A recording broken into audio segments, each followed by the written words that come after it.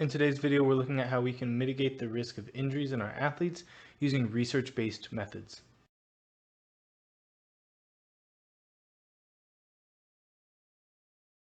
There are a lot of schools of thoughts in regards to how we can monitor and track the load of our athletes, but in this video, I wanted to take a look at what the research says is the optimal way to track and monitor our athletes. So prior to COVID-19, we had actually been seeing a drop-off in our risk of injuries. But since COVID-19, we've been seeing an increase in those injuries. And we don't really fully understand the effect that COVID-19 has had on our athletes in the process of getting them back on the field. The common injuries that we see in our athletes are from the ankles, knees, and the shoulders. And we see that overuse injuries may be a sign of poor load management. In addition, we see that using research-based methods may allow coaches to optimally train their athletes. When looking at external load metrics, player load or training load is a common metric used in research. We see that higher accumulated loads were associated with injuries in women's soccer, and that there was a strong correlation between session RPE and volume load. We're going to talk a little bit more about RPE here in a little bit, but that's an interesting point to point out there. When looking at acceleration and decelerations, acceleration and deceleration count gives coaches a better understanding of player load and allows for the monitoring of fatigue.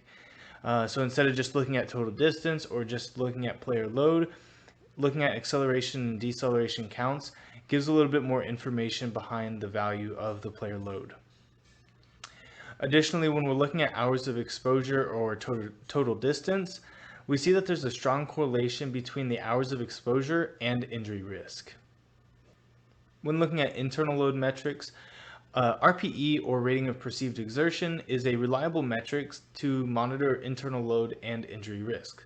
It's been validated against heart rate and lactic acid accumulation, and like we just saw in the external load metrics, it's actually been correlated with our volume load as well.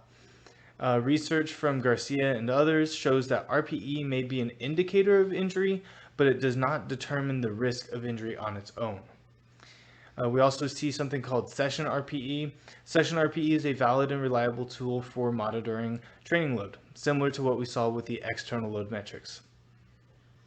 This last statement is particularly interesting to me, and that is that fatigue, stress, DOMS, and sleep are not major contributors of RPE. It's interesting to me because this is actually my current area of research with the UTSA women's soccer team. I'm finishing the analysis on that, and we'll be having some results coming out, and hopefully our article will be published, and we'll be able to see what my study says in comparison to what Haddad and others say.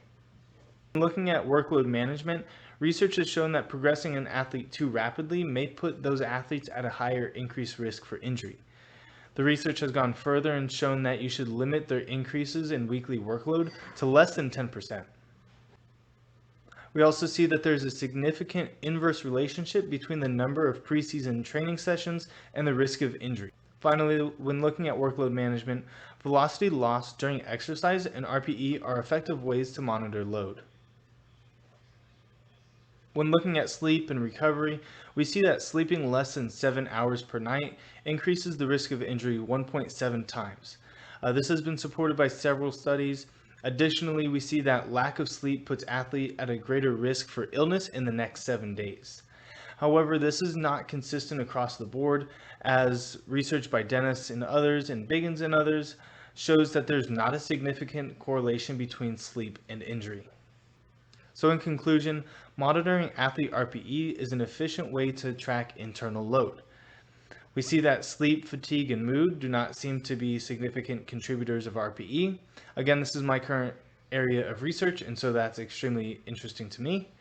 Limiting the progression of external load by less than 10% weekly may mitigate the risk of injury. Lastly, a well-structured preseason may also reduce the risk of injury. I hope you found this video interesting. If you did, please leave a thumbs up. Thanks.